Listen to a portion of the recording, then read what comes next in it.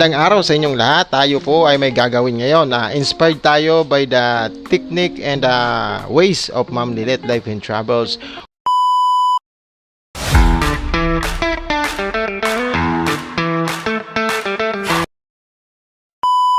We are now going to do something that is mostly our cravings, mga kabrid. Dito kami lagi nagki-crave. Wow! And then syempre, lagi namin tong nadadaanan doon sa daan. At walang hiya-hiya doon. Sungkit ng sungkit, dampot na. Ngayon po ay nilagyan na ng aso doon sa may tapat. So pag tumitigil kami, nagkakagulo ba, nagtatahol-tahol yung aso. Kaya ang ginawa namin para satisfy ang cravings namin is bang, mga kabrid. Damn! So this is costing it's worth of it is a giant guava. It costs 70 petot.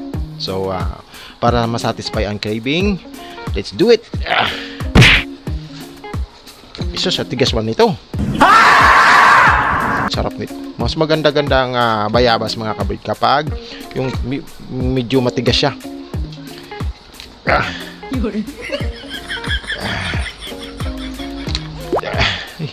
Matigas man, pre. Presay, matigas man ito. Sintigas ng mukha ko to So ayan kabrid.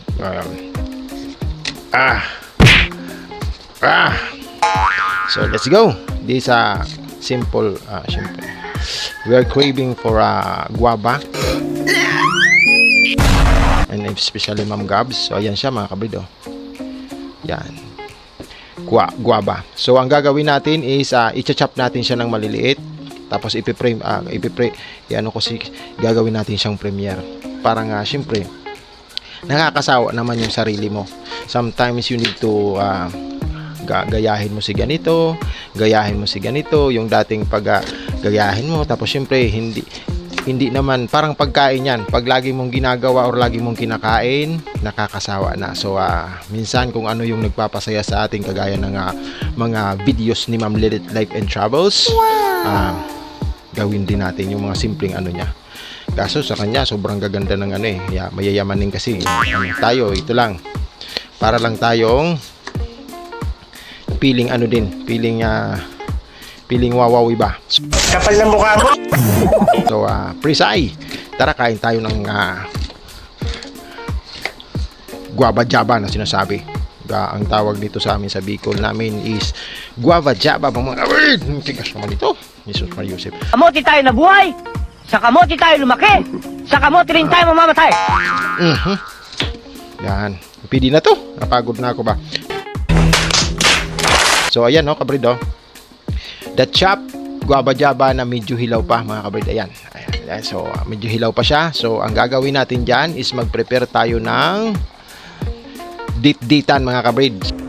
Oh my God! So syempre Bicolano. The Bicolano is the best Bicolano for about chili. Chili. Yan ayan na, mga kabrid. Sili kabrid. Sili yan Yan, sili. Tapos i-chop natin ito ng maliliit. Yan. Chop natin siya ng maliliit. So bakit nga ba sili? So what? So dito talaga medyo yung tibong yung bayabas ay mag-uusok-usok sa anghang, ay sarap niyan, mga kabrid. Bicolano yan. Mahapdi, maanghang syempre. Kinasaludoan kita. Hey! Not good, lalo na sa mga hindi sanay sa sili. Pero ang benepisyo naman po ng sili sa ating pangangatawan is marami. I-search nyo sa Google yung benefits ng mga sili, mga kabrid, sa pangangatawan. Napakaganda lalo pa na po sa mga kagaya kung medyo parating na sa uugod-ugod na ba. Kabrid, kita mo, mga kabrid. Ayan, mga kabrid. Yan, maraming thank you dyan. So ang gagawin natin dyan is imimix natin siya, syempre. Ito, kutsara. Yan, imimix natin yan. Yan, sarap niya, kapatid. Yan, mixture. Yan. Alright. Come on. Syempre may konting preparation tayong gagawin dyan, mga kabay. May naiisip akong kudyum. Yan. Naku po, kabrid, talagang mapapasubo tayo nito mga kabrid. Ayan, oh. So, ayan na, mga kabrid. Ang gagawin natin dyan is ganyan, oh. Yan. Yan, syempre, parang ano ba? Parang pre-vlogging. Kahit papano, may konting presentation. Ayan, oh. All natural. Ay, kabrid. Ay, sus Mario Joseph. Apakasarap. Napakasarap ng kabrid. Nag-aasim-asim na yung tiyan ko sa sarap, kabrid. Ayan, kabrid, ayan na po ang ating for today's video, ang yung bang pagsasatisfy natin ng craving. So, ayan mga kabrid. Ang ating banana, what? Guava, mga kabrid. So, ayan na. Guava java na sinasabi. So, ayan. Kunting kakain tayo mamaya. Ayan, kabrid. Kakain tayo. Ayan. Kunting gitna-gitna para ano. Tapos, dun pa lang, oh, kabrid. Ay, solve ka na. So, shoutout pala, mga kabrid. Shoutout sa ating mga kaibigan dyan, syempre. Mag-shoutout tayo kasi, syempre, gayahin nga natin or na-inspire tayo sa sistema nila, which is dati natin ginagawa na minsan namimiss na natin. So, syempre, mag-shoutout tayo sa ating mga kaibigan dito sa YT community, mga kabrid, sa social media regarding or concerning sa YouTube, mga kabrid. So, shoutout po sa ating team, si Ma'am Lilet Life and Travel, syempre. Si Ma'am Lilet po ay mga ganito ang ginagawa. Magaganda pong video, mga kabrid. Magagandang video ang kanyang nilalathala. Mostly ganito, mga kabrid, oh. Dito na iiwan sa utak ko ang mga ganitong video niya. Kaya syempre na-inspire tayo. Ma'am Lilet Life and Travels, ayan, napaka-active pong YT niya. And then gabi-gabi po kami niya nagpi-frame. Ayan, syempre shout out din natin si Sir Zaijen Hunter, mga kabrid, ang kanyang kasama dyan. Si Sir Zaijen Hunter po ay isa pong malupit na nilalang. Kinasaludoan kita. Hey!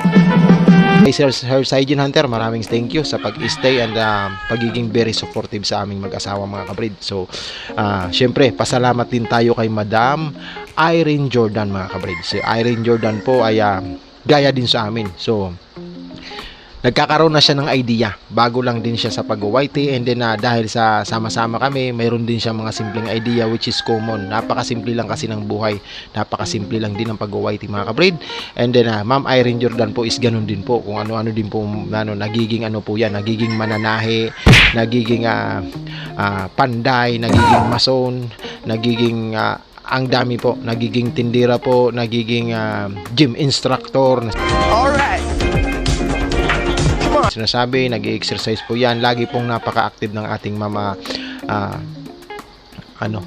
Irene Jordan. So, hindi pa siya muni. So, I encourage you sa mga bisita natin na mga kaibigan si Ma'am Irene Jordan para ma-reach na po niya ang required ni YT na syempre 4K WH, mga kabrid. So andito lang na, tuloy-tuloy lang yan. Yun ang ini-inspire namin sa kanya. Kami, sinasabihan namin si Ma'am Irene na, ay, darating din yan, chill ka lang, mag-enjoy ka lang pag YT, dala din yan. Pero kaming mga supporters, kagaya ko po, excited na ako na ma-reach niya rin yun. Para kahit pa paano, magkaroon na siya yung mga background music, yung mga harang-harang dyan. Maraming salamat, Ma'am Irene Jordan, ha. Salamat, at don't worry, Ma'am Jordan. There are times na makakabawi din tayo sa kada isa. May mga times na nasa baba tayo, na nakakapos tayo. May mga times naman na nag-over tayo. Pero it doesn't matter kasi ganun talaga. Hindi yan pare-parehas, mga kabrid. So, para salamat din tayo sa ating, syempre, ang ating si Ma'am Siros HK po, na very supportive, pero very nasa hindi magandang kalagayan siya kasi most of the time syempre OFW yan si Ma'am Siros. So, yan, idol yan pagdating sa sa pangarap niya. Ang dami, matagal ko na yang kasama si Ma'am Siros, and then doon ko nakita yung mga improvement sa buhay niya. Hindi lang sa pag-YT, mga kabrid.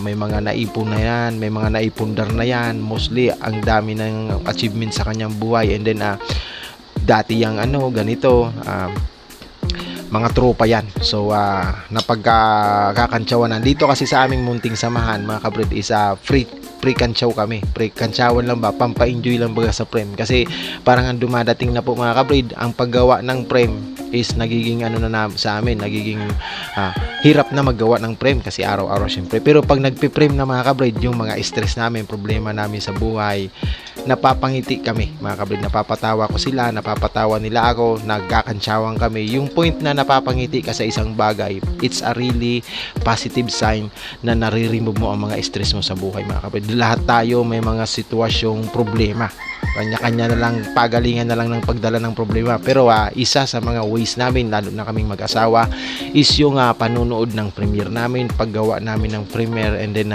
yung mga katatawanan, nare-remove namin ang mga problema namin sa buhay. At some point, hindi naman lahat na nawawala, pero at least kahit paano na nalilimutan namin. So maganda ang pagpe-frame-frame, depende po kung paano mo tinitingnan kung paano ang impact sa'yo ng premiere. So basta kami, kung saan lang kami masaya, doon kami. Pag tingin namin hindi kaya ang isang bagay, agahan mo na, mag-exit ka na. Pag nakikita mong hindi mo kakayanin ang ganito, kung ang sandaan na kaibigan is hindi mo kayang suklian, ay doon ka lang sa sa kaya mo lang mga kabrid. So ayan, maraming salamat. So syempre, magpapasalamat din ako sa ating mga patuloy na sumusuporta, mga kaibigan natin, na at some point na susuportahan din natin pabalik. Syempre sila Sir Dennis Vlog, sila Ma'am Just Elise, Lynn Channel, Ma'am Gemma Mix Vlog, of course, Sir ASC Variety Vlog, Sir Nelson Mix Vlog, thank you po. Si Ma'am Winnie De Leon, maraming thank you po sa iyo. Marami po dyan iba, maraming po yan. Sir Chicken Explorer, my friend from the Texas, US of A. Thank you for always visiting and connecting to us. Me and my wife are always here whenever we are available, and exactly at the same time you're doing your LS or something, we always here to support to Brother Chicken Explorer. Maraming thank you very much.